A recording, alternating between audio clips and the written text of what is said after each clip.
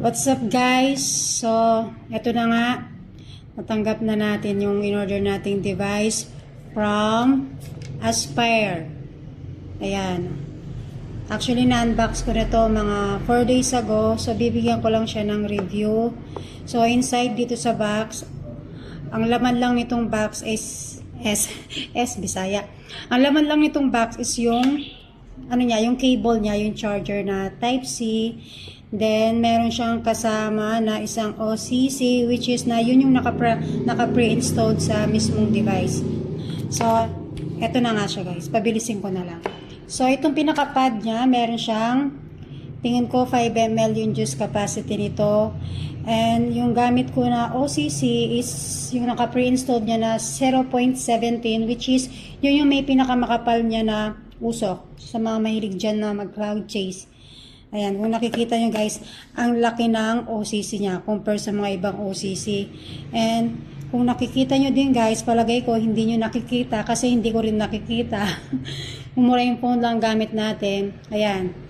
Ayan yung OCC niya, super ganda, super solid.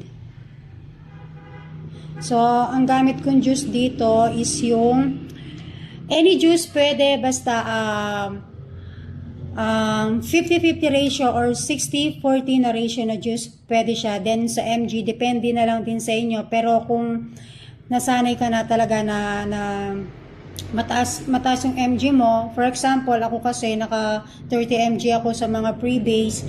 So, ang gamit ko dito, since na malaki siya, malaki yung draw niya dito. Draw ba tawag dito? Basta yung hipakan niya, malaki siya. Pre-base lang ako. Pre-base na 12 mg. So, ang gamit ko dito, syempre, yung pangmalakasan natin na nerves. Yan, from MO. Yan, ito yung gamit ko, 12 mg.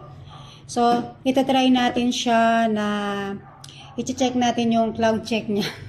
I-check natin yung cloud check. Basta, mag-cloud check tayo, papakita ko sa inyo. Kung gaano kalakas yung power, okay?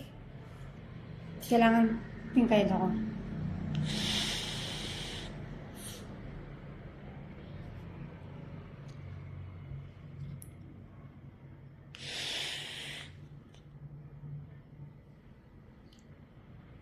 Okay guys, sana nakita nyo. Ang lakas ng power niya. Yung usok niya sobrang kapal. Para kang naka-mod yung mga ages na yung mga ages na mod. Sobrang lakas ng power niya. And ang kagandahan dito, built-in battery siya. Kumbaga nakaka-save ka ng pera. Kasi kung bibili tayo ng mga mod, bukod dun sa mismong device na mod, bibili ka pa ng battery, at saka ng atomizer, ng charger, then i-build mo pa yung coil. Hindi kagaya nito, friendly, basta, friendly use, tanga ko. Hindi kagaya ito, OCC lang yung pinapalitan.